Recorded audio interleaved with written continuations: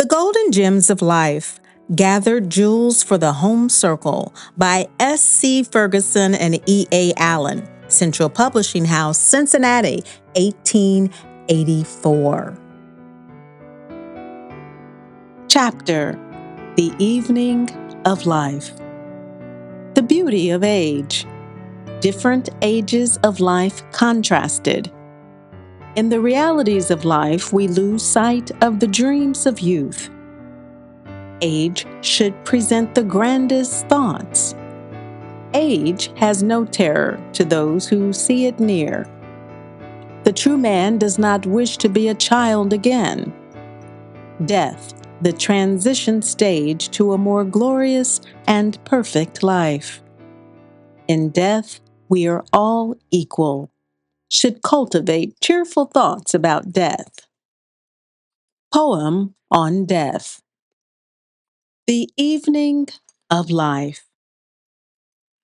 Old age, serene and bright, and lovely as a Lapland night, shall lead thee to thy grave. Wordsworth. There is a beauty in age. The morning of life may be glowing with the expectations of youth. The noon may be fruitful in endeavors and works. But the evening of life is the time of calm repose and holy meditation. When young and standing where the glow of youthful hopes irradiates the future, how natural to lay out brilliant plans. To form ambitious resolves. How easy it seems to achieve any wished-for thing. Wealth, fame, or any temporal good, surely we can attain them. Experience soon shows us the futility of these hopes and plans. Before many milestones are passed in the journey of life, we learn that God, in His wisdom, has so apportioned trial and suffering that it matters little the external surroundings. To all it is full of work and anxieties and painful scenes, and that it is in struggling against these that the best development of power is acquired. Man's portion is to die. Quote, unquote. It is no wonder that when once confronted by the stern realities of life, we should lose sight of the dreams of youth. Manhood's days are the days of reflection, of judgment, a wise adaptation of means to the end desired, and if but used aright, we need have little occasion for regret that childhood's days are past. We are no longer children. We are men and women. We are no longer engaged in childish dreams. We are up and doing what God has assigned to us. This is the period of life that we would most willingly see prolonged. But time stops not in his rapid flight. In vain our protest. In vain our protest. Rose to its noon. The form that so rapidly matured into one of grace, strength, and manly attributes of character is bowed by the weight of years. The elasticity of youth gives way to the measured step and careful tread of age, and on the head time sprinkles his snow. It is now that the thoughts of man should assume their most valued characteristics. They can muse over the events of past years. They can contemplate the mysteries of the future. The most momentous period of life is about at hand. That time when they will exchange this life for another. What age can there be more important than this? It is natural for youth to regard old age as a dreary season, one that admits of nothing that can be called pleasure, and very little that deserves the name even of comfort. They look forward to it as in autumn we anticipate the approach of winter, forgetting that winter, when it arrives, brings with it much of pleasure. Its enjoyments are of different kinds, but we find it not less pleasant than any other season of the year. In like manner, age has no terror to those who see it near, but experience proves that it abounds with consolations and even with delights. The world in general bows down to age, gives it preference, and listens with deference to its opinions.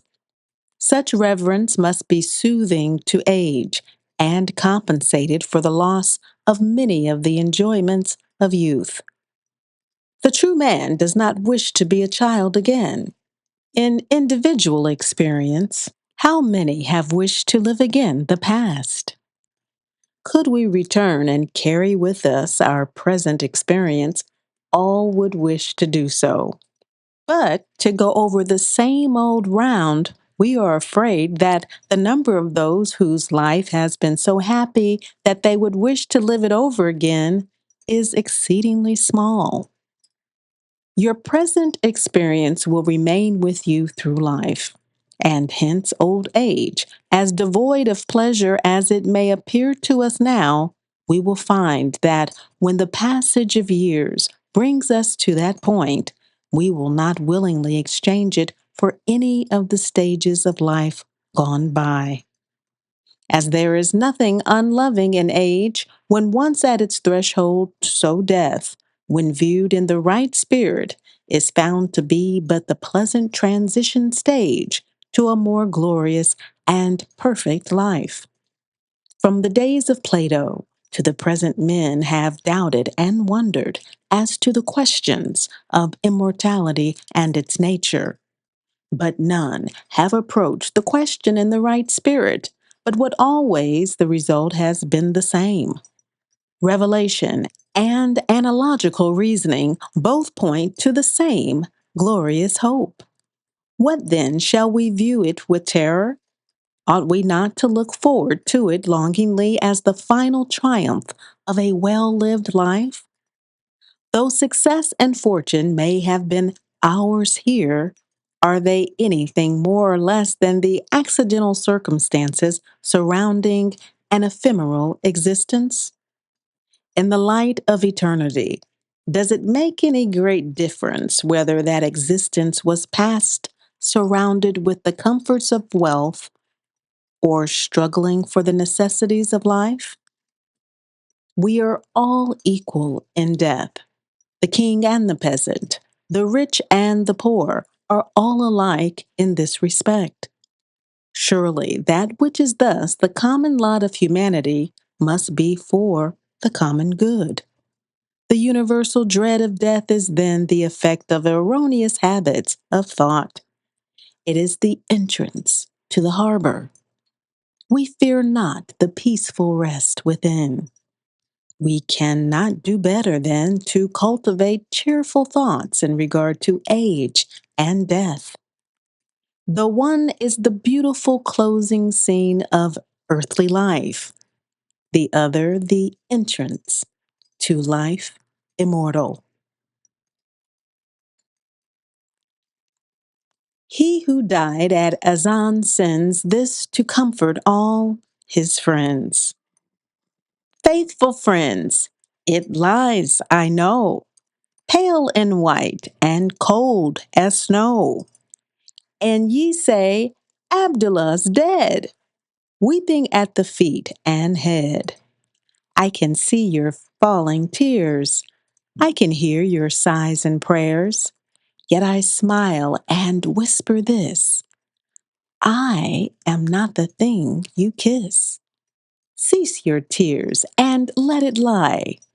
It was mine, it is not I. Sweet friends, what the women lave for its last bed of the grave is but a hut which I am quitting, is a garment no more fitting, is a cage from which at last, like a hawk, my soul hath passed. Love the inmate, not the room, the wearier, not the garb, the plume of the falcon, not the bars, which kept him from the splendid stars. Loving friends, be wise and dry. Straightway every weeping eye. What ye lift upon the bare is not worth a wistful tear. 'Tis an empty seashell, one, out of which the pearl has gone. The shell is broken, it lies there. The pearl, the all, the soul is here. 'Tis an earthen jar whose lid Allah sealed, the while it hid the treasure of his treasury. A mind that loved him, let it lie.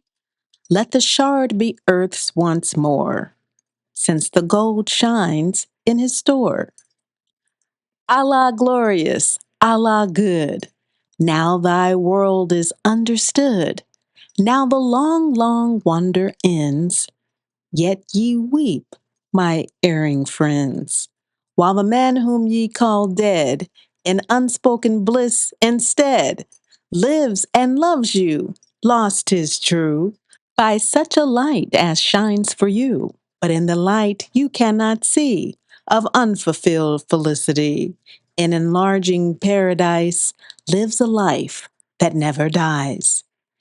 Farewell, friends, yet not farewell. Where I am, ye too shall dwell. I am gone before your face. A moment's time, a little space. When ye come where I have stepped, ye will wonder why ye wept. Ye will know, by wise love taught, that here is all and there is not. Weep a while, if ye are vain. Sunshine still must follow rain, only not at death, for death, now I know, is that first breath, which our souls draw when we enter life, which is of all life center. Be ye certain, all seems love, viewed from Allah's throne above.